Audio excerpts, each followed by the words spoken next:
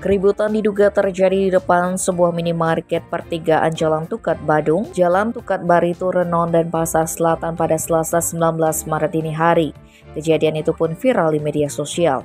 Tampak dalam video berdurasi 10 detik yang beredar, segerombolan orang mengejar pihak lain yang diduga berselisih dengan mereka di jalanan.